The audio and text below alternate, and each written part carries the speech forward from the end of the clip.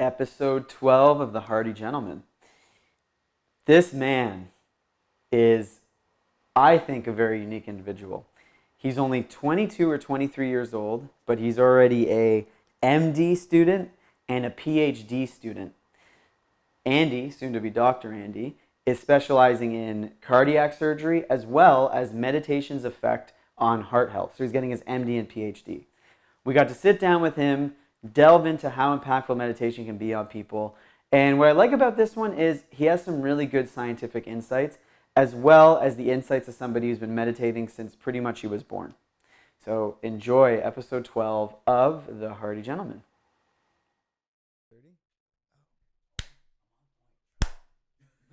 Hello, everyone.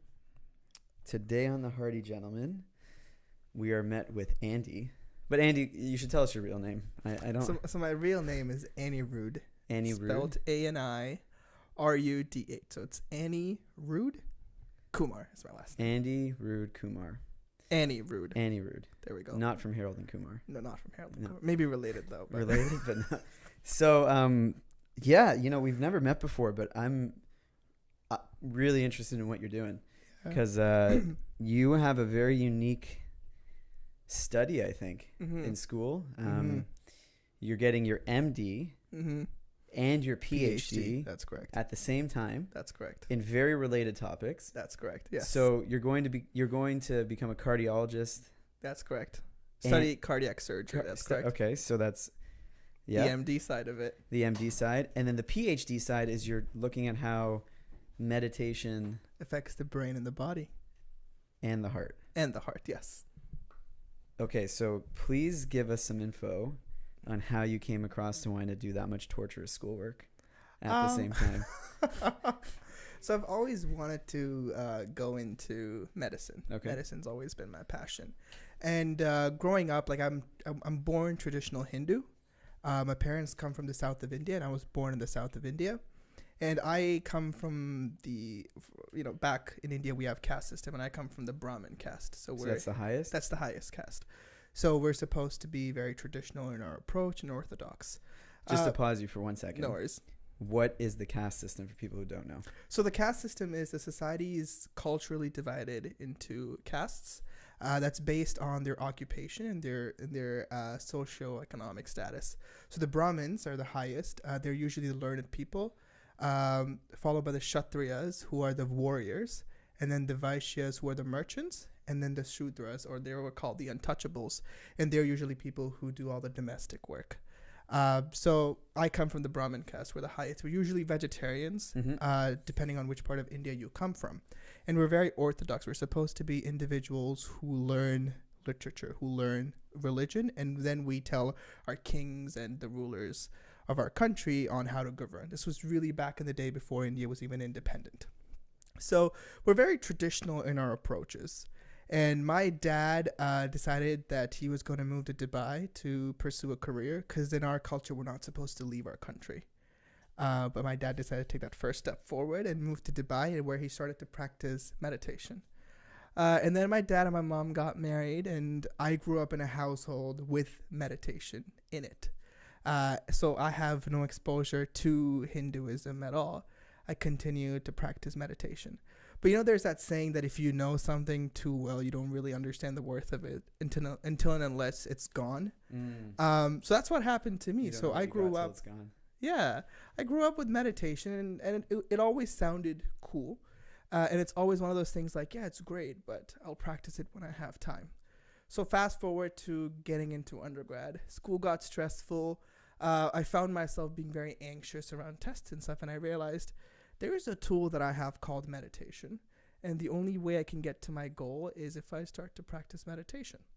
So my goal from studying medicine also branched out to wanting to study meditation because I started to find out that when I meditate, I find benefits from it. And if this benefit is something that I can feel, it must translate into something quantifiable. Which is what led me to do the PhD aspect and study the effects of meditation on the brain and body so that people like us and your viewers can benefit from understanding what the benefits are and can take their practice a little more seriously. How long is, because you go to U of T. That's correct. How long have they been open to pursuing studying I didn't even know that was on the table. Meditation. Yeah. So mindfulness is the bigger meditation term that everybody knows. And actually, mindfulness-based cognitive therapy, MBCT, the co-developer of that, Dr. Zindel Segal, is actually a professor at the University of Toronto. Okay. In the Department of Psychology. And MBCT was developed late in the 1970s. So meditation research has been favored since the 1970s at the University of Toronto.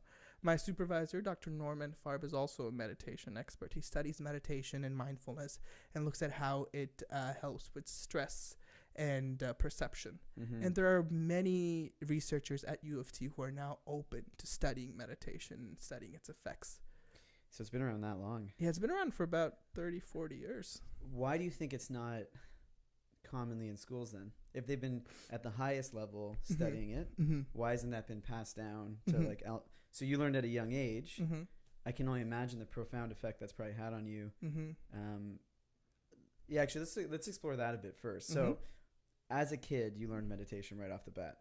So if you were ever stressed out or going through, let's say teenage drama, was one of your first avenues to go into meditation? Yeah, I think growing up with meditation was kind of different in that sense, because teenage drama hits everybody, but I think it hits people harder when they take it to heart, when they take things personally and they feel like there's no avenue out of a particular situation. Growing up with meditation, I've always found out the fact that there is a way out from every situation. All you have to do is close your eyes and dig deeper, and you can zone everything outside of you. So what does that look like to somebody in like a practical example? Okay. So let's say I'm bullying you. Okay. Whatever, for some reason you rubbed me the wrong way in high school. I started throwing food at you I don't know, what do bullies do? They throw food at you. Yeah. Dunk your head in the toilet, whatever, right? Like back then. Dunk your head in the toilet is a little too extreme, but yeah, we'll take that too. Also, you're a bit taller than me, so it'd be very acrobatically amazing. Yeah. You know what, Jordan? You need to let me. I'll let you do this. So I can push you down. But no, let's say you've been dealing with a bully. They just, for some reason, they've been you rubbed them the wrong way, and they've been attacking you in ways. How did you what was the first step for you to be like, okay, let me look at this differently than what actually is happening? So, well, I'm just off the bat, I'm going to say that just like I did there, everybody gets bullied at some point in time. I had to get bullied, and when I got bullied, I was never like, oh, this is never bothering me. It does bother everybody emotionally, physically. You think about it, but I think where it started changing for me was when I started to realize that all these things are temporary. The person bullying me is temporary, and I could react to it and aggravate it, or ignore it and dive deeper. That's the first part, where you are confident in yourself, so you're building self-esteem. And the second thing is courage, and I think we all draw courage from the heart. And the more and more we dwell into ourselves, the more and more we have the courage to stand up against the bully. And a lot of times when we get bullied, we're scared of the other individual. We let someone bully us because we think they're superior. So I see the issue of self-esteem, and I see the issue of lack of courage there. And through the practice of meditation, when you dig deeper into yourself, you tend to love yourself and see the positive sides of you. So your self-esteem increases. But as you tend to do that, you realize that I am this precious treasure, and I shouldn't be treated this way. This is wrong. And therefore, you start to build this courage. And I think a huge outlet for courage at least, is speaking out about it. Oftentimes, it might be hard to speak to a parent. It might be hard to speak to your career your guidance counselor, your teachers, any adult. But you can definitely speak to a friend. And a lot of us don't speak because we're shy, because we don't want to say that we're bullied. But building that courage helps us speak to someone else. And then you realize that it's not just one person, it's the two of us together fighting this battle right now, which gives us more courage. How do you think unresolved, we've had a lot of people start talking about programming from when you're younger. How would someone who has unresolved bullying, you think, affect them in their adult life? Because when you're an adult, do you get bullied as much? No. I wouldn't say that, but I think some of those non-courageous moments, where you should be courageous, maybe that imprints on you from a child. Definitely. So what would you say? How does that, when you're older, look. Definitely. So I think even adults, we go through bullying, but I think it's a game that we play with ourselves. And to break it down to you, so as a kid, we don't stand up for our bully who's outside, and we tend to have self-esteem issues and lack of courage. And as we get into our adult life, we start to realize that things that we see are more inward now than outward, because today's world is competitive. Everybody's on a rat race. Everybody wants to get to the top. And in the process, those people beat other people down.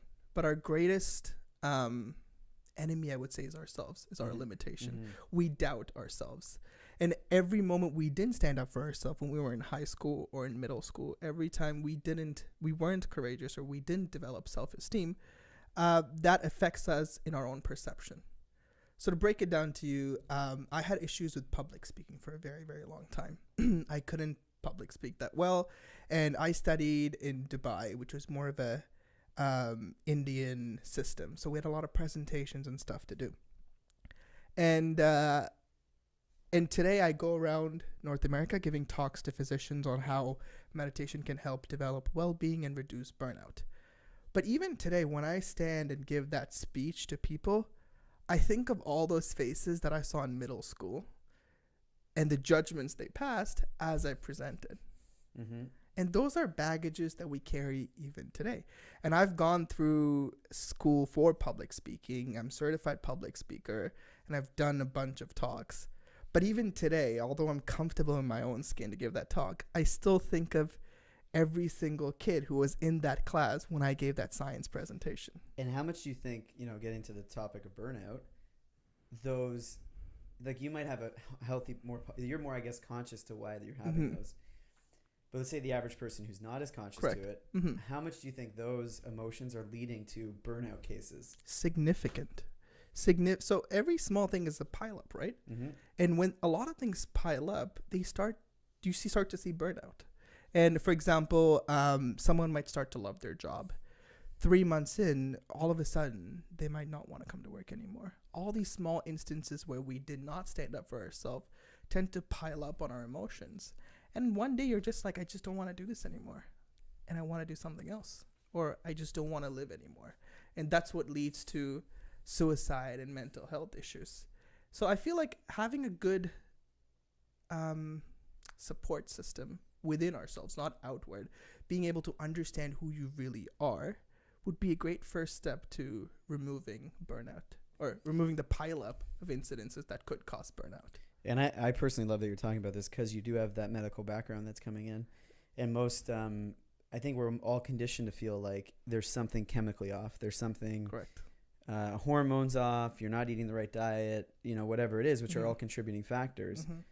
But I love that you're bridging these two worlds where it's like, okay, it's this, that's there, but then it's also all this other stuff that you can actually control right now by yourself for pretty much free. Yeah, it's a mix of both, right? Like there are chemical imbalances that we see, but those quantifiable measures that we use in medical science is because of a qualitative emotional burnout. So what's qualitative, what's quantitative, just for people who might not know statistics? So you started talking about, so just to go back to what you said, why isn't meditation being studied so widely? So a lot of meditation studies, even today, rely solely on how you feel. They're solely revolve around how the individual in the practice and what they tell us. So what is the feedback we get from you? Those are qualitative in the sense that they can differ from person to person. For example, if me and you were to meditate for 30 minutes, you might feel very, very calm, while I might have elevated heart rates, and that's how I felt. It's a feeling, it's nothing tangible. Mm-hmm. The quantitative aspects would be, so in meditation we use EEG, which is brain signals, being able to test your brain signals, or stuff like heart rate variability. These are set measures and electronic things that we can measure to say, hey, you know what, your brain is in a sleep state right now and your brain is in an active state right now. So those would be quantitative, whereas your individual experiences are qualitative. So in this case, in medicine, there are chemical changes that we can measure. There are brain data and there is health data that shows me that you might be suffering from a condition. Let's call it condition X. But there is a lot of qualitative stuff, like the emotional distress that you go through at home, at work, ideologies and pressures that we put on ourselves that contribute to that quantitative change that we see. So the qualitative side, all the emotional, all the intangible pressures that we put on ourselves lead to a more quantitative outcome. They're like the inputs. That's correct.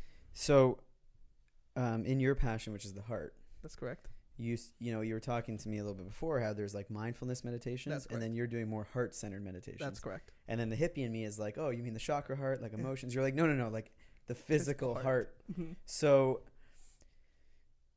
in your research with your PhD and in your MD, where they're all related around the heart, like what do you mean by that? Like, no, my actual heart, not my spiritual, energetic heart. Mm-hmm. So I practice a type of meditation called Heartfulness meditation. And that meditation is focused on the physical heart. So what you tend to do is you close your eyes and have the thought that the source of light or the source of peace is within your heart. And you use your actual heart as the center. The reason that is because what's unique about Heartfulness meditation is this concept of yogic energy. So we use yogic energy in our meditation, and it is called Prana Hootie, which means Prana means life, and Hootie means energy. So the energy of life is what we use in this meditation. Is that similar to like chi in? Yes. Okay. Yeah. So Prana Hootie is what we use. And this is an energy that's outside of us. This is the energy that's within us. But the reason why it doesn't freely flow is the idea of the self, is the ego, and is all these complexities that we carry that does not allow for this free flow. So why we use the physical heart is because, medically speaking, heart is the organ of the body that sends purified or oxygenated blood to the rest of the body. Similarly, when we have the thought that the source of light or the source of lightness is within your heart, the Prana Hootie reaches your heart and gets circulated to the rest of the body, which is why the premise is the actual heart. I feel like I think your meditation gets deeper the more abstract it is. Yeah. The more and more you say, I want to feel this is what I want to do, the more restrictive it becomes. But usually people like that structure to start off to build discipline. But I think, which is so funny. Yeah. But I think if you let it flow, having the thought that, like you say, just closing your eyes and even something thinking about nothing can be so profound and deep. Mm-hmm. Having no restrictions. Being awareness. Correct. That's I love that. Being awareness, yeah. That I think is the hardest. Like, just being awareness. And our monkey brain is like, it's trained from, I think it comes from our, like, I totally believe in, they did this study with mice where they took a male mouse out of a cage, they sprayed a smell, they shocked the mouse every time, sort of like Pavlov's dog. Yeah. And then every time the mouse got the smell, it freaked out. Yeah. Then they took this mouse and put it back with a female. They reproduced. All the children and the male mouse, not the wife, they would spray the smell and they all would freak out. Like fears come through. Mm-hmm. And I feel this monkey brain is like so like it's generationally so strong to take you out of that abstract world that you're fighting it all the time. Yeah. Like, so it's... Yeah. Well, look, I'm Jewish, and not to say that all of my Jewish brothers and sisters are like this. We're very anxious people. Yeah. And if you look at historically, like we've been attacked for thousands of years. We've never had a home really, and like why do we all feel threatened? Correct. I was speaking to a medical doctor who made a joke. He's like, Jews are the horniest people because there's none of you, so you're always trying to reproduce the most. And I'm like, okay, yeah, actually, I see that. And yeah. There's actually a study done on... There's actually a study on that? Levels of horniness based on... Not the horniness, but studying refugees. And they tend to see that first-generation refugees who come here and give their kids a better life, the third generation still shows suppression of genes that the first generation showed, which were related to fear of war. Wow. Fear of war? Yep. Fear of war and depression. You can see the exact same mutations on the genes 3 generations down. We're just mathematical codes. Yeah. That's why I was saying before you came, he's like, why are you working out? I'm like, it's selfish not to work out really, really hard because when you have kids, it's going to run through them. Yeah. Epigenetics, I think, are 70 or 80% now? Yeah. So epigenetics is how you live your life. like epi is what environment, Correct. and then genetics is your code. So like I can change my genes so that like, yeah, if I work out really hard from a younger age, and let's say the rest of my genetics are not as good, my kid might be genetically gifted where like I wasn't. So there's actually a paper. So there's a doctor in Pennsylvania, Dr. J from the Heartfulness meditation group. So he studied telomere length. So that's the length that as you grow older and older, it shrinks. It's your DNA, right? Yeah. It's the caps on your DNA that protect your DNA. Telomeres, yeah. It's the DNA caps that help make sure that your DNA doesn't degrade and you don't die. But as you get older and older, that cap shrinks. And as it shrinks, you have higher incidences of cancer, aging issues, and all of that. And so what he did was he took a bunch of residents who are super highly stressed and a bunch of nurses, and he gave them a heartfulness course. And he trained them for 8 weeks. So he collected their samples pre, and he collected their samples post the intervention. Post-intervention, he saw that people between the ages of 17 and 40 saw an increase in their telomere length post-meditation practice, which you're told is never possible. Like, right? Correct. But and then you saw 20,000 genes that are related to stress. You saw them turn off. And then you saw another 10,000 genes that are related to awe and happiness turn on post an 8-week class. And how often are you meditating in those? So you at least meditate 1 hour once a week. That's it? Yeah, and then you also have a 30-minute session with your trainer once a week. So an hour and a half a week is all you're doing. Really? Yeah. Wow. That's amazing. I have my site Migraine Rescue I was telling you about. And one of the things I'm like, there has to be some research on meditation and migraines. Same exact thing, like not like maybe 10, 15 minutes a day. Migraine duration was cut down by 3 hours. Like how long you actually had a migraine was just significantly cut. Really? Just from a simple free. Yeah. That's nuts. And in today's world, we live so outward, right? Everything that we do is a transaction. You know, I do this, you do this for me, you promote this, I do this for you. And at some point in time, even what we do for ourselves is a transaction. Like, I'll tell you honestly, so I've been going to the gym for the last 2 weeks regularly. And the only reason I go to the gym is because I have an Apple Watch that tells me I should go to the gym. So I can meet my circles and activity. But that in itself is a transaction. I'm not doing this for myself.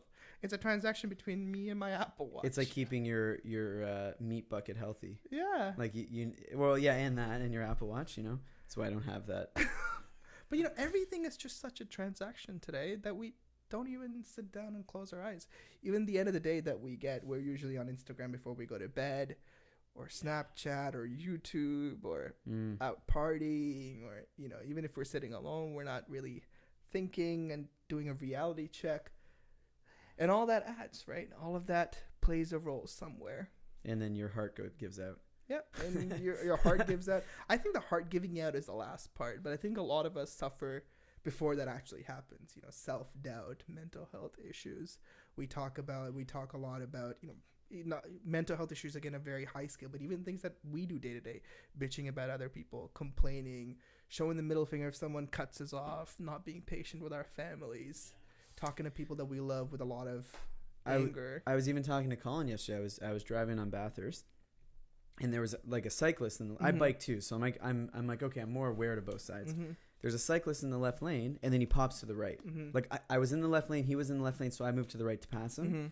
Then he moved in the right super fast, and I like slammed on my brake. I probably could have killed him if I was a little bit off. Like it was bad. So I go into the left lane. I'm like, hey dude, like I need you to realize you're a bicycle. Like, and I came like with, hey, I'm trying to help you, and he instantly got mad at me. And I'm like, you're on a bicycle. I'm driving a 3,000 to 4,000 pound machine that will destroy you. You need to be more conscious. This is why biking accidents, not all of them, but yeah. And like you could see, he started super angry, like what you were saying, like giving me the finger. And then eventually, when he actually heard what I was trying to do, it was just like he felt embarrassed almost in a way and just biked off. Yeah.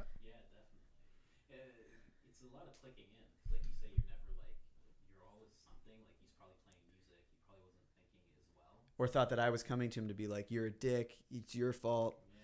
But then all of a sudden, like you just have that moment of, oh, this is a person talking to me. My friend Ofer does this as a joke. It's so funny. he'll like some woman got really mad at him. He was driving fast. He was racing in and out. And then a woman pulls up, be like, "What are you doing? You're wild." He's like, "Oh, I'm so sorry. Do you ever get lost in a song and it just takes you over?" And she was like, "Wait, why isn't he getting mad?" He's like, "I'm sorry, I'm wrong. I just got lost in the song."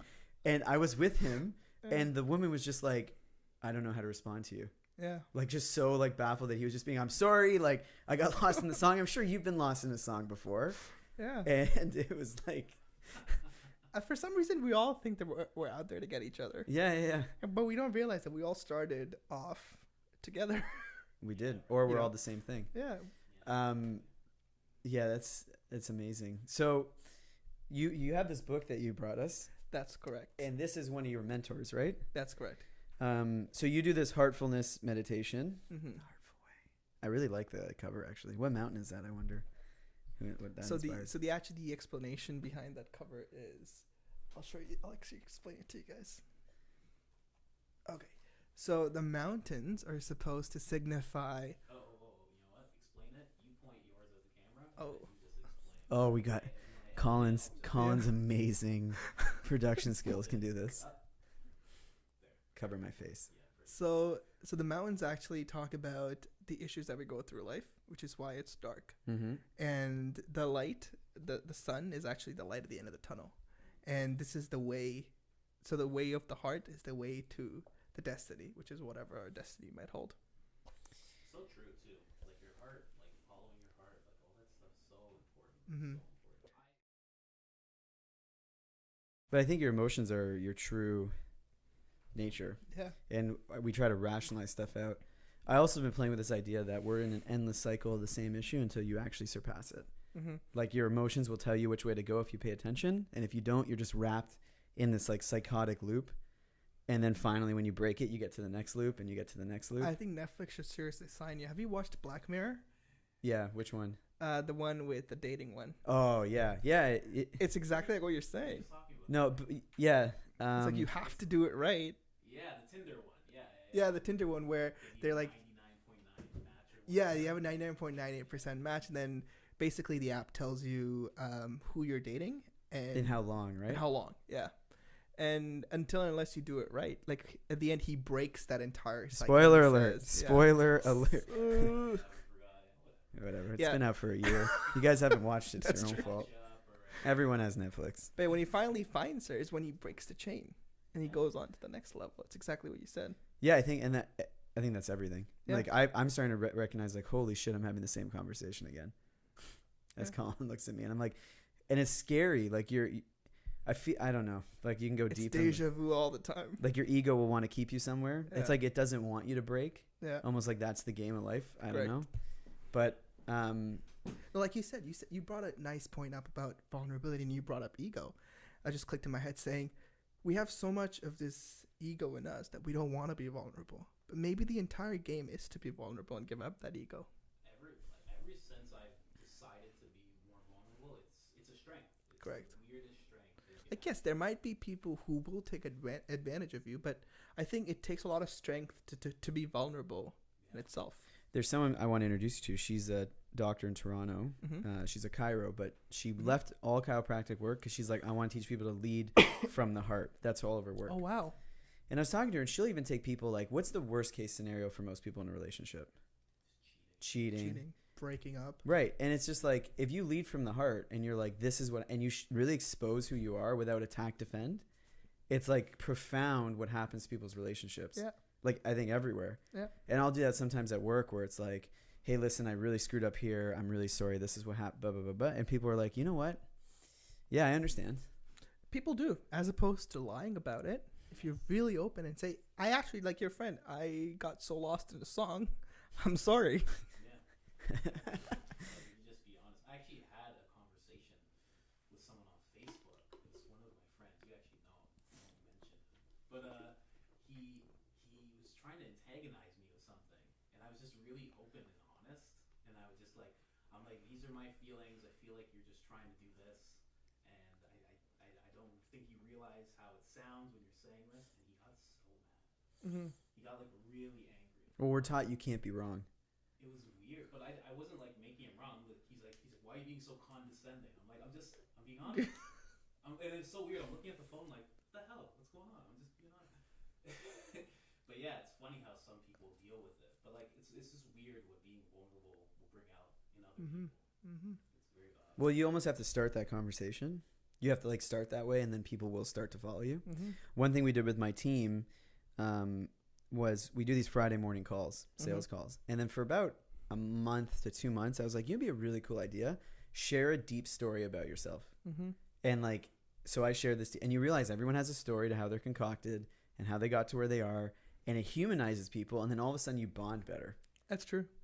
Because even like the best leaders have done a lot of stupid shit. Like, there's no one. Everyone has. Steve Jobs did so much stupid shit. Bill Gates, Donald Trump. Not that he's a good leader or a bad leader. That's how you get the balls to be a leader. Yeah. And I think it's all perception. Like, I'll ask myself, why, if I have an issue, why did I bring this issue into my life? Not like I'm the victim. Correct. Wait, why did I do this? What do I have to learn? Yeah. So to bring it back to what you're doing. Yeah, I have to ask about that. So can people, is there a way for people to, because there's this book, but is there, like you were talking about a course? Yes. So basically, just to give you what Heartfulness. So Heartfulness is a not-for-profit organization, and we have practitioners basically everywhere in the world. And we have about 40 trainers here in the GTA. And we also have like an ashram here in Mississauga. Really? Yeah, which can seat about 300 people. What? Colin? We're going. Yeah. Mississauga. It's in Mississauga, so it's Dixie Drive. It's apparently Mississauga according to Google Maps, but yeah. It's apparently what? Mississauga. So what we do is we teach people how to meditate for free. So all our services that we offer is completely free. Is there like a donation? Yeah, so we don't. So I benefit from it. I find that I can donate $5. I donate $5, and we have retreat centers across the globe. We actually have a really cool retreat center in the Himalayas. What? Yeah, and again, you just have to pay for your flight charges, but staying there and all of that stuff. Is this like the silent meditation retreats? Yeah. Is that what this is? Yeah. So I'm not sure if it's the same company or if it's the same. The but one we have I heard is meditation retreats. No, it's called Vipassana. Vipassana, yeah. No, it's different from Vipassana. So actually, Vipassana was where mindfulness came from. Oh, that's a more traditional approach. So this one's more around the heart. This is more around same the idea heart. though. That's correct. So Vipassana meditation came from a yoga instructor called Patanjali. He's like a yoga guru from way back, and so all kinds of yoga practice that you look at, physical and meditation wise, comes from Patanjali's teachings. And Heartfulness is also from the same thing, but except it focuses more on his heart teachings. How long ago was he around? He was around thousands of years ago. Oh, okay. Yeah. So he's like Buddha aged. Yeah. So Heartfulness meditation was started way back in India in the 1940s. And in the 1960s, 1970s, it gained more traction in India. And in the 1980s and 1990s, it came to the West. So it came to the UK first, it came to Canada, and it's been in Canada for about 40 years now. But we rebranded it to be called Heartfulness, which is gaining a lot of traction. So the GTA gets one teacher per year it's been here. Yes, basically. Wow. They have 40 teachers. So we have 40 teachers here. That's the ashram is one side, but we go around the community doing free meditation classes. So we have about meditation classes running almost every day of the week somewhere in the GTA. So in Scarborough, we offer it at our community centers, at our senior centers.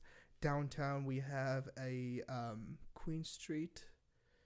I forget the name. It's like a art gallery where we have meditation classes and all that stuff. Oh, like the big art gallery in Toronto? Yeah. AGO? Not the AGO. It's at Queen Street. It's like a smaller one. Okay, yeah. So we basically go around doing these courses, and there are different aspects. We have conscious living, and how to be more resilient is one of our important traits, which is where I come into. So we are working closely. So we're in the process of hopefully developing a manual on how Heartfulness can help develop resilience. Is that part of your research? Yes. So as part of my research, the idea is to study how Heartfulness can build resilience. It's like a course that you can go through that we're in the process of building and making together. Because I think... And how does that relate to heart health? And I think resilience is a mindset. And a lot of what we believe affects our heart. And I think that's how it increases heart health. Mm-hmm. From like a quantitative measure, we call something called heart rate variability, which is so we take one heartbeat and then we take the other heartbeat. And what's the variability? What's the distance between one heartbeat and another heartbeat? So if your distance is small, chances are that you are either working out or you're highly stressed. Oh, like it's your beats per minute. Correct. So if you think about it, if you're working out, you're using higher heart rate, your heart will beat more often, and therefore your heart rate variability is small. But the larger your heart rate signifies the more relaxed you are. And scientifically, it shows that people who usually suffer from heart attack have a small heart rate variability. And Like all the time? Like regularly, yeah. So what happens to the practice of meditation is, biologically speaking, when you close your eyes, your body reaches something called homeostasis, which is like its normal sleeping pattern. But the more and more deeper you meditate, your brain reaches states like alpha, delta, or even theta. Mm-hmm. So these are brain states that signify with sleep. But what's different with meditation is you're doing it consciously, not unconsciously. So what that does is that, again, increases your heart rate variability. And the longer you do it, those long-lasting effects are seen. So your heart rate variability overall increases, which improves heart health. There's shit, I forget it. Yeah. Literally, yes. I did a pretty profound experience a few months ago, and my resting heart rate dropped from 72 to 60. Literally in a day, and it's been 60 since. Like I released a lot of stress, and we don't. It's so crazy how those subconscious, and like, I think we're bombarded. I don't know if Colin, you can look this up. It's something like the amount of inputs that we have today is equal to like what our grandparents would get in like 2 or 3 months. Yeah, if you don't mind, just look up how many inputs we have today versus like 100 years ago. And like how much stress that brings you. So it's almost like we need more meditation to offset it. And then we don't even think about things like how is Wi-Fi affecting those brains, those brain states. They're all signals, right? We just can't see them.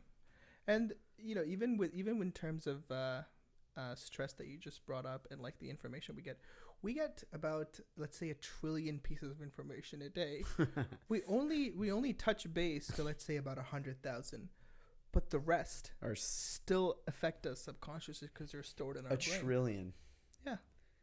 Because everything that we see right now, like the lights here, him talking, his facial expressions, and we're talking your facial expressions, and I'm trying to make sense of how I sound, all those are information that we get. We don't think about it consciously, but those are information that would drive us nuts. We wouldn't be able to hold on to that. Correct. Like if, for example, the first time you did your podcast, I'm sure you stuttered a couple of times. No. No? No. Oh, okay. He's a natural. Oh, he's a natural. Okay. A time where you messed up somewhere. Those... First sales call.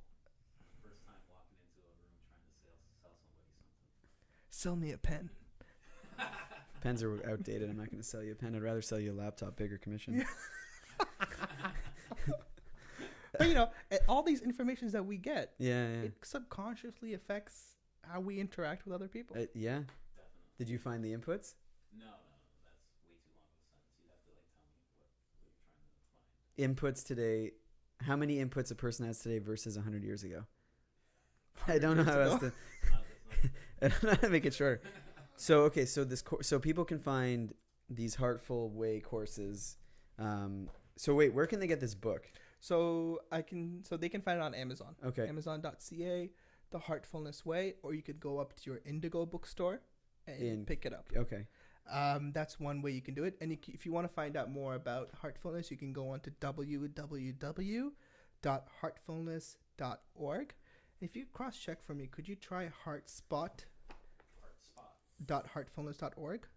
If you could just Google that. And while he's Googling that, do you have any personal pages that people can find? Like, are you putting in your work out there? So no, I So I'm not a very huge social media person. Okay. Although today I took the first step. So we have a Heartfulness Toronto page, where a lot of Heartfulness activities go on. But a lot of my work usually stays private because it is part of the university, and it is a lot of patient confidential information.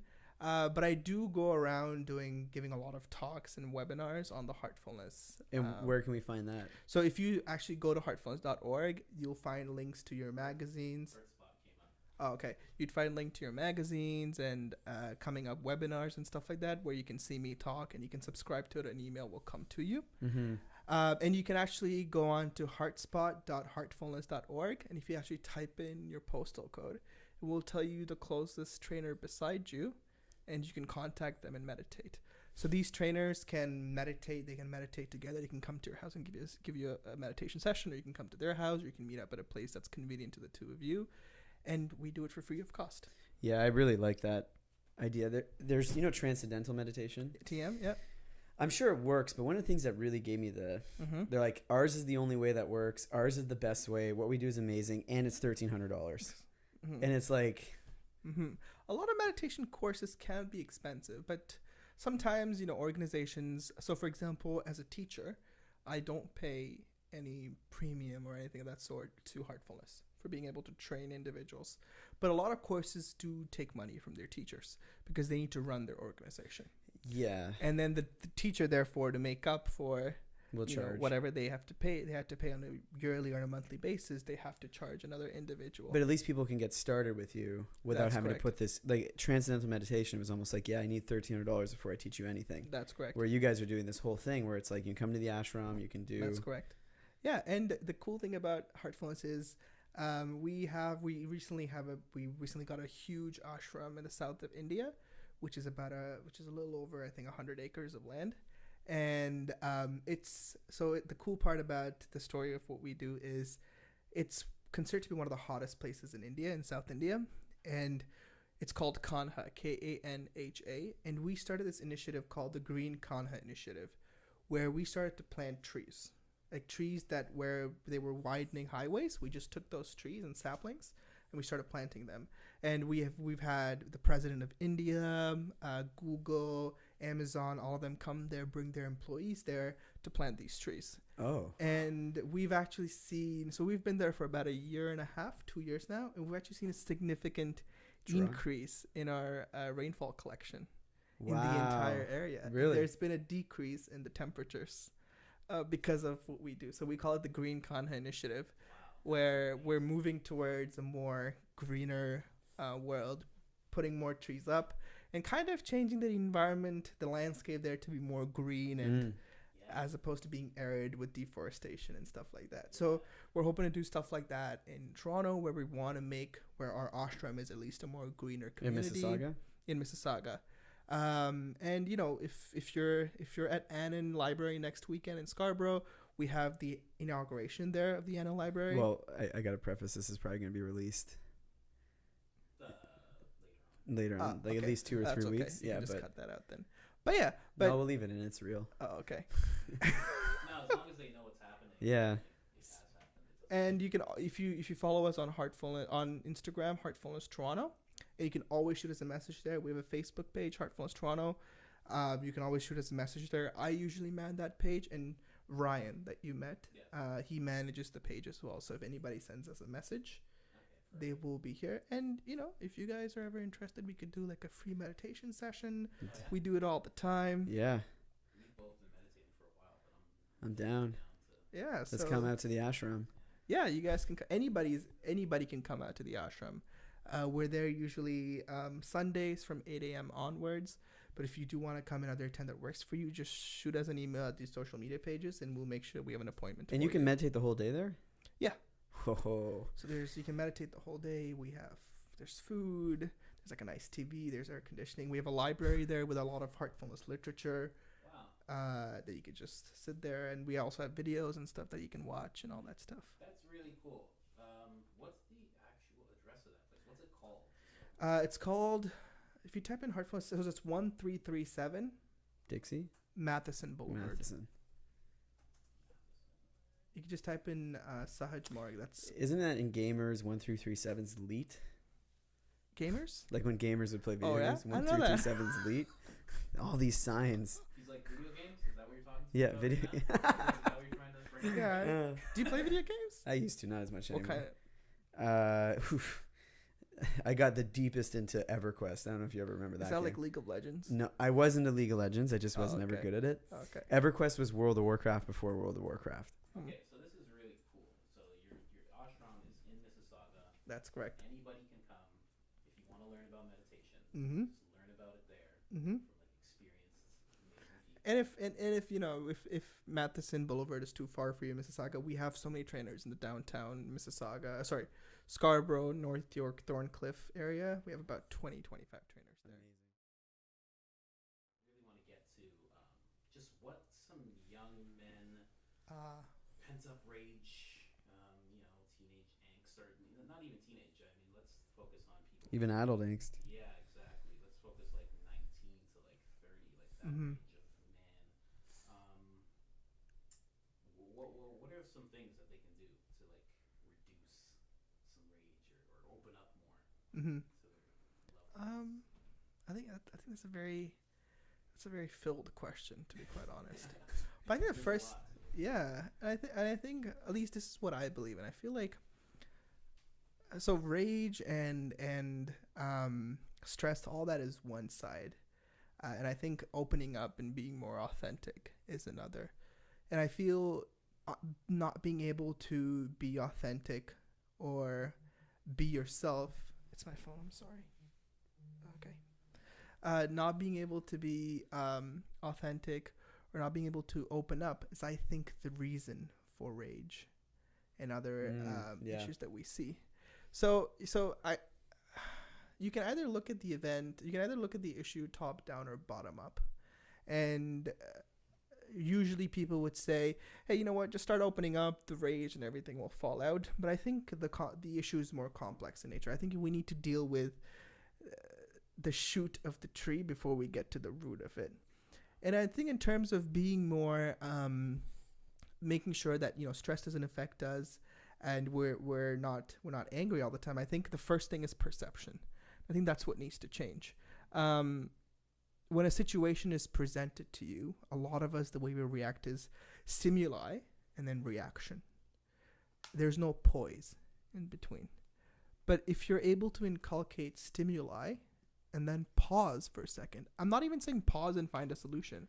I'm just saying pause and acknowledge that a stimulus has hit you is good enough. It's a great start. And then you respond. And I think starting with that one step will help decrease rage in young men. And I think another issue that a lot of young men face today is, like we talked about, being macho and cool and hard to get, and like, this is who I am. Like, Got to play the game right. and I frankly feel there is no game. There is, I think. Or is life one big game? Yeah. No, but like Yeah. that who's gonna text after the first date? Like, is it me? But why should I text? Like, I'm the guy. Like, she should text me. It seems like she had a great time. Stuff like that mentality that we have. And I think a lot of it is a reality check. I think we need to sit down and analyze and say, I'm human and these are shortcomings that I have and I need to work on it. It would be a great first step to kind of be like, these are the stressors that I face and these are the issues that I face because of my stressors. So basically, like, just stepping outside of the situation and just giving it a second and like looking at what's Correct. happening. And I think even taking it a step forward, like I used to work at CAMH for a little bit, and Which is a mental health. with your mental health, yeah.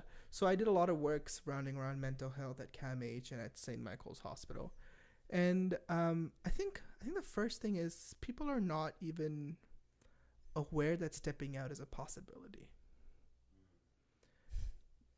The door being there is like it's surprising. Like for us, it might seem like, oh, there's a door, you can step out of the situation, but a lot of people feel trapped. They feel that the only way out is rage. The only way out is anger. The only way out is to be an asshole. Because or just run away like Ghost. Correct. Yeah. Because they might have had people who were assholes in their life. They might have had issues that led them to believe that the only way out is for me to run.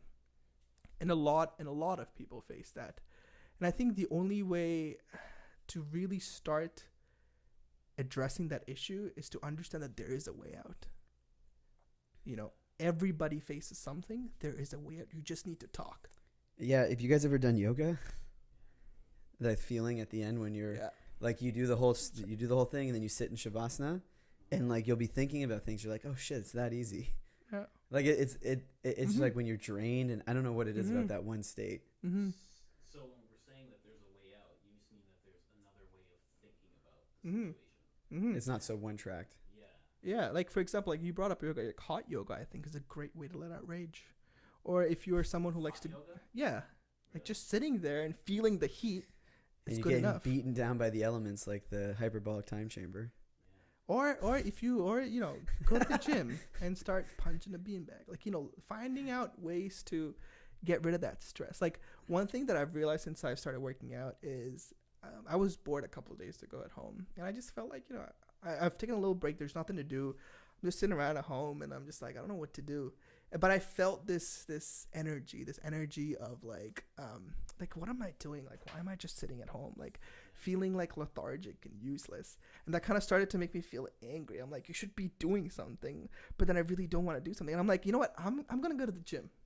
And I'm going to get on that treadmill and run. And I think that's, and honestly, when I finished it, I was just like, oh my God, You're this so feels happy. so good. Even this morning, I was like, I crashed yesterday. Like I passed out. I woke up. I did like an hour. I told you that hour meditation. And then I had some time to kill between then and now, but not enough to go to the gym. And I was like, I want to do something.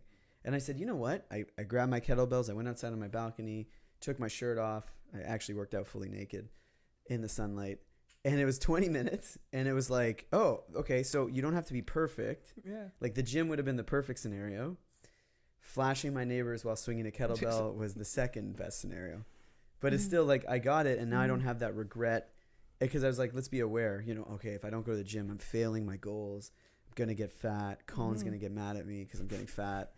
And no, and all these things. But it's like, I sat there for a second. Oh, no, there's this route. Not perfect, not ideal, but. And, you know, I think it takes a mindset, right? Like, again, the other thing is being in research, it's easier to say a lot of stuff. It's really hard to practice it. And, you know, we know that there's an out.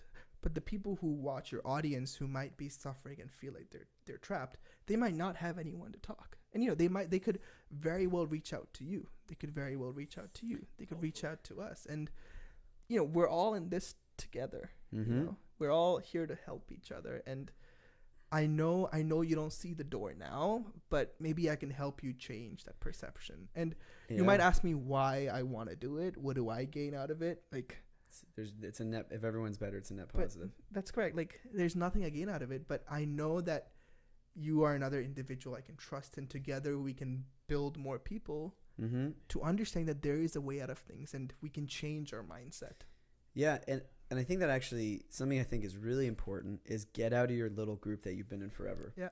Because if you're only going to the same people and they all have the same feelings about things, and like they'll sit there in the victim mentality with you, and they'll, you know, oh yeah, you're right. That your boss, you know, I worked with someone before, and she would just go off about how hard the job was, and she was always overwhelmed and stressed, and she would talk to her parents, and her parents would be like, yeah, you are overworked, you are stressed, and then her boyfriend, and then I'd speak to her, I'm like, what are you talking about? You have a great job, you got to work a little bit on the weekend, like you have all this flexibility in the week. You want to take 2 hours off on a Wednesday? Most people can't do that.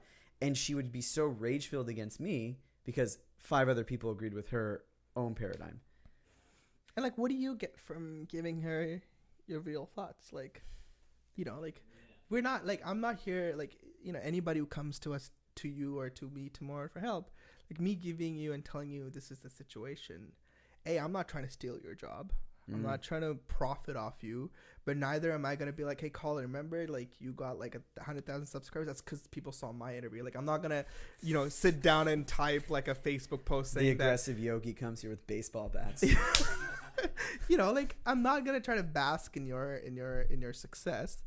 This is what I find works for me, and that's what I want to help you. Like, the most successful people I've been meeting are all abundance mindset. Yeah. Like, there's literally, they believe that, oh yeah, whatever, this opportunity wasn't for me, I'll help you with that one, next one's going to become, like, it's such like a subconscious thought to them. There's no scarcity. And I feel like nature only gives to people who want to give. If you're gonna give and keep it, it's gonna go stale at some point in time. Like it only gives. Like Jack Ma, like he kind of broke it down nice where he said owns like, Alibaba for people who don't know him. yes, he's like one of the most richest Chinese businessmen, and he said like, you know, like until 25, 30, you need to work, you need to build yourself. 30 to 40, build a brand. 40 onwards, like make sure your life is to train other people, is for the youngsters, is to inspire them. He didn't say 40 onwards, start making millions of dollars and become an asshole leader. You know, like that's the premise. Like, or like Simon Sinek says, leaders eat last. Like it's a mindset, you know, and I'm not eating a lot, but then in turn, it's funny because I had this discussion a couple days ago as well. It seems like deja vu. But it seems like a lot of issues with our generation that we're kind of getting towards now is, I'm going to say leaders eat last. I'm going to be a leader, and I'm going to give you all the great opportunities. But at the back of my head, I'm going to be thinking, I'm going to have great opportunities come to me. Because I'm a badass letting you eat last. Yeah, 100%. You know what I mean? Like, I think I think we're getting towards that mindset. Like Gary Vee. Yeah. I love Gary Vee for what he says, but in my mind, he is very self-serving. Yeah. He talks about it a lot. Like But hustle harder and correct. But Gary Vee's open though. Gary's open. Yeah. Gary's like, you know, I don't give a fuck about what you're doing, but this is what I want to do, and this is where I'm going. This is what I'm going to do. Yeah, You know. But then there are so many people who fake it, who are just like, you know, I'll help you out with this. I'll do this. But then you have the thought that, oh, at the end of the day, I'm gonna get something out of it, or like I'm gonna get the next opportunity. like a lot of that's these better. Instagram. There's this new thing now where it's like you got to give something for free. Like I'll give you this free book, and then when you get that free book, I'm gonna get your. It's like, you know. So this one friend of mine, Sachin, he gives like he's probably one of my biggest inspiration. He owns a clinic called The Living Proof in Mississauga, functional medicine guy. He wrote a book. He gives it away for like you got to pay for shipping. He does he gives it to you. He has all these online free content. He does a 30 and 30 program that's completely free. And then if you need something more, he's like, yeah, you can do my Doctor of the Future program, or you can come see me as a patient because he needs to eat. But like his intention isn't like you're going to go through all these, you know, channels and then buy from me. It's really like if you only need this to get better, then you don't need to come see me. And that's the thing, right? Like a lot of content developers today too, like they start off like I'm not gonna say the person's name, but his initials are JS. I'm not sure. He's an inspirational speaker. Works for the Huffington Post. JS. Jared? No, who's JS? His name rhymes with Hey Medi. He's the urban monk. Oh.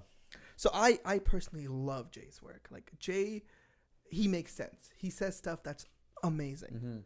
And his earlier topic, talking about failure and stuff, very, very important. Like I drew inspiration from it. I even listened to it today. Great content developer. But somewhere along the line, the content becomes money, you know? Like you get 1 million followers and it's great. But I see a difference in your content. Yeah. You're talking more about you were someone who talked more about personality development and how to be stronger and how you learn from failures. But your content today talks about how to deal with a partner who's cheating. Like, you know, where the level of inspiration there. Well, yeah, but like if people come across, maybe I don't know. And the free content is another thing, right? Like you do 4 classes, and then the 5th one, which is the best class, you got to pay like $12.99. Yeah, I come across that a lot because I'll go to like entrepreneurial events, and I used to go more than now, and it's like you pay even like $400 to go or whatever it is, and you have all these great speakers, but all of them are selling you on their. Like I saw Robin Sharma at this one Archangel event, and it was like, yeah, this is great. Okay, now pay me $8,000 for a week, and I'll give you all the answers. Yeah. And I'm like, I think Simon Sinek came last year, $5,000 a ticket. for him, just him? For him. He was at the Archangel event. Yeah, for his and plus you get the Leaders Eat Last course, plus some other course and stuff like that.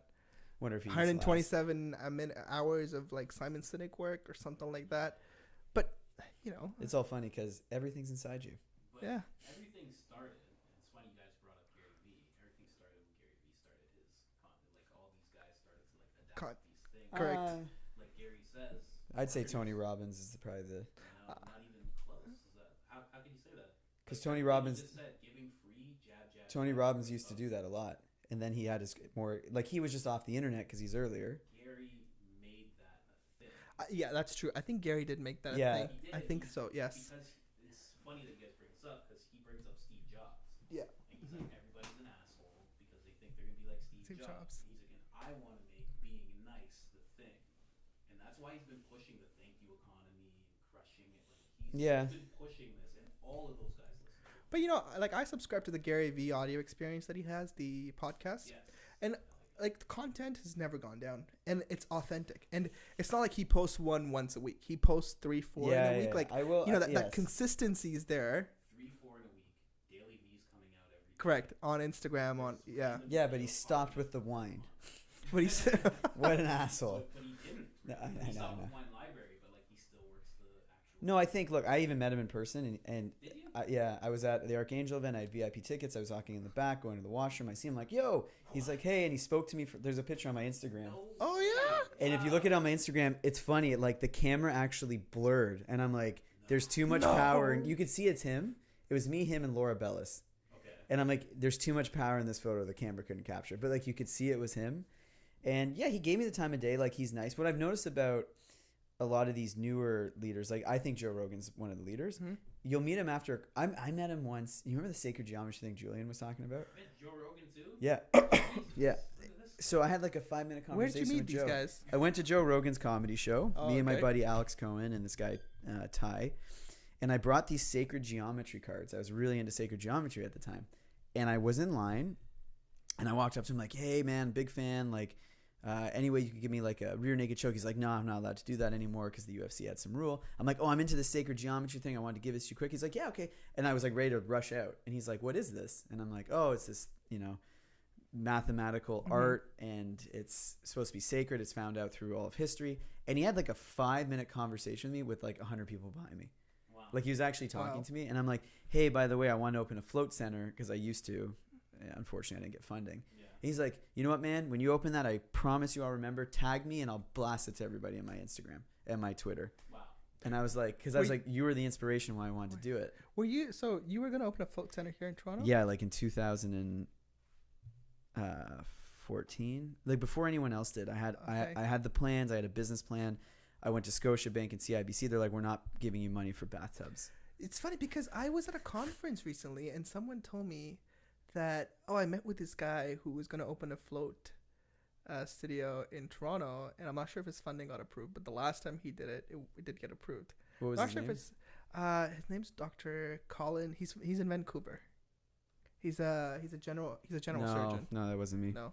I was gonna open it with this buddy of mine, and actually a friend of Mike's was gonna open it with us, but it was too soon. It was just too soon. Like maybe another year they would have understood the concept, but they were Yeah. like, "No one's gonna want to pay to sit in a bathtub, dude." And like, They would. I know, and now,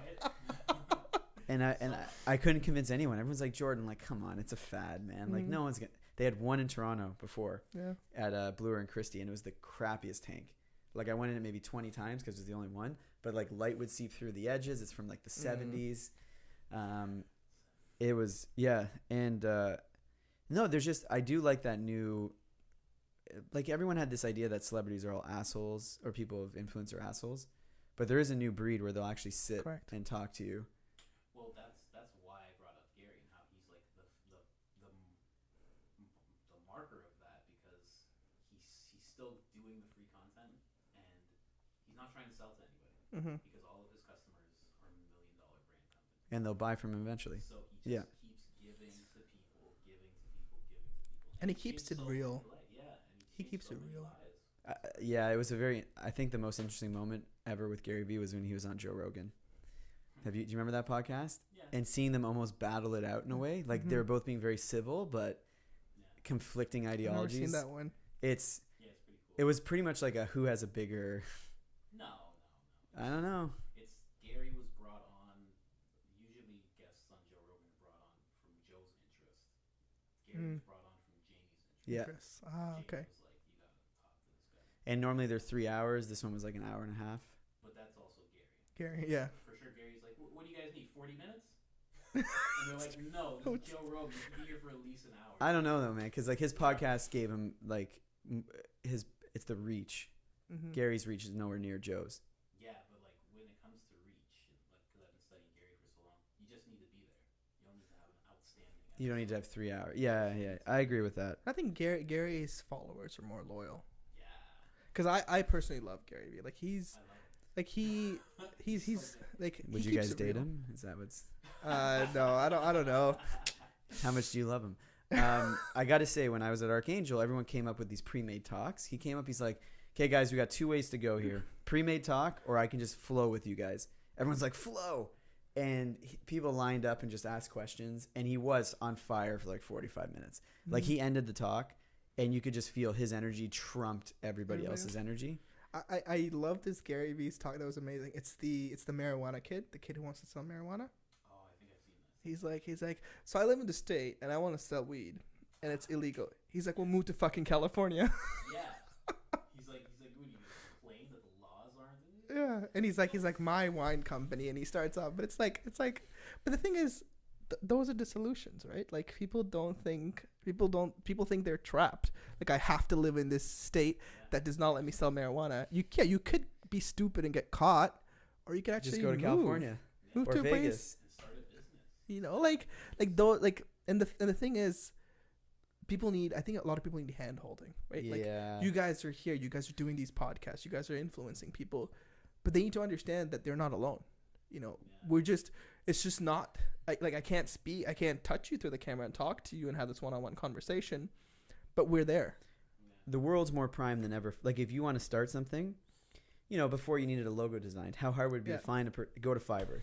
Oh, you need a website done, go to Fiverr. You need a podcast intro, go to Fiverr. You need or go to Logo 99 Designs, whatever it is. Like everything is so easy now. Mm-hmm. And we have the most complainers. Yeah. That's true. And also people think, That's so true. you know, it's interesting. You look at like, what is a successful business? Everyone wants to be like a super billionaire. But let's say you have something where you make $40 a month off people, get 300 people. Mm-hmm. Now all of a sudden you're making over $100,000 a year. Your business works. Like you don't need the whole world to be successful. Mm-hmm. You want to be a good personal trainer? Go get 10 good clients who are going to see you 3 times a week. Yeah. You're good. Yeah. You're influencing 10 people. You're not, you know, it's funny. And I think the complainers are because of instant gratification, right? You- Like you that guys are and making, your parents. yeah, you guys are making content. Like I'm sure your first video didn't get 100 views.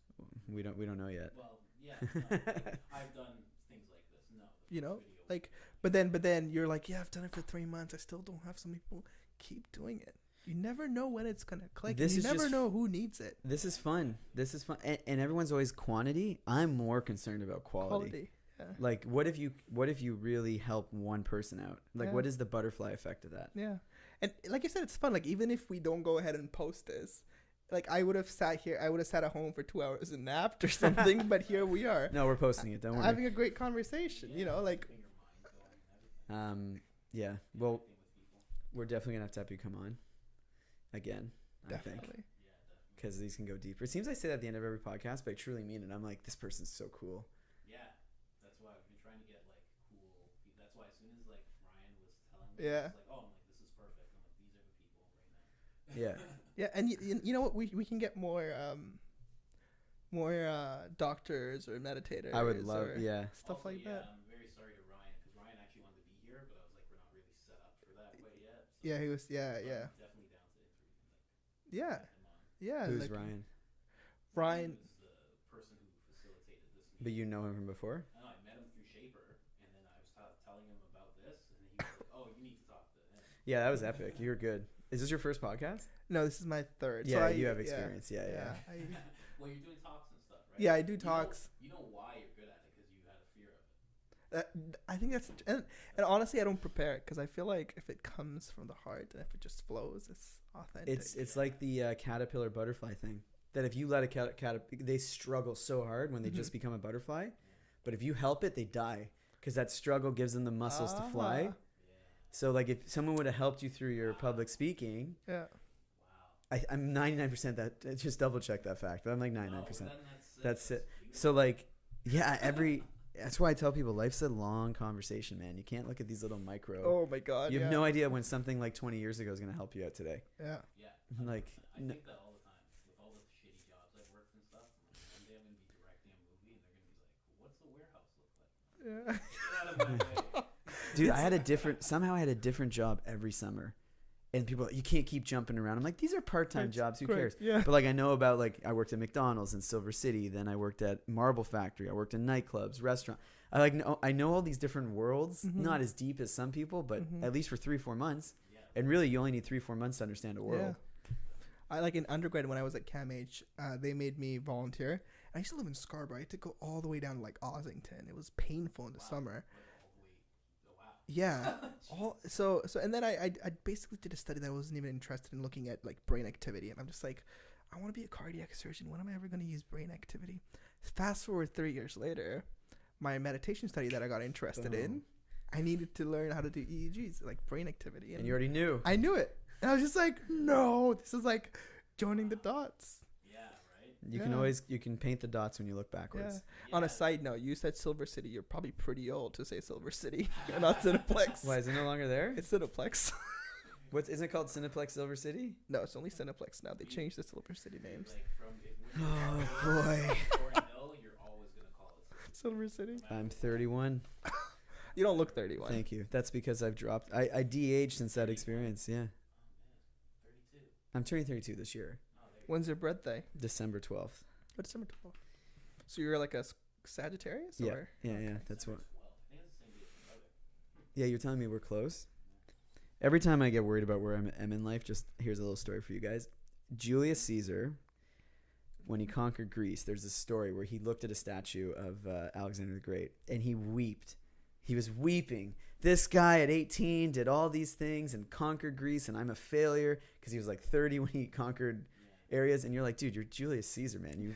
You started an emperor, like, but even him, he would compare, and to him, Alexander the Great was better. And I'm like, oh, okay. Because at my 30th birthday, I woke up feverish from a nightmare. Howard Stern and Joe Rogan had me on their shows. And they're like, so you're 30. What have you done? I'm like, well, I don't know. And they're like, why are you on our show? I'm like, you guys invited me. And they're like, That would be amazing. it was the two of them against me. Wow. Both Wow. of them. And I was like, they're like, what do you have to share with your life? I'm like, I don't know. I sell supplements to doctors and I don't know. And they're like, get off. Why did we waste our time? And I woke up sweating. That was a subconscious kick in the butt. But anyways, thank you very much for no problem. coming on today. Thank We'll you so post much all for that having info. me. And we'll be excited to come to that ashram for sure. Yes. Yeah, definitely. Yeah. Thank you so much. Bye. No problem. Thanks. Thanks. Bye-bye. That was fun. That one was really fun. That was a lot of fun. Yeah, yeah. Yeah, I definitely love that. These are fun. Hold on, I gotta get a photo of us before we sit up. Yes.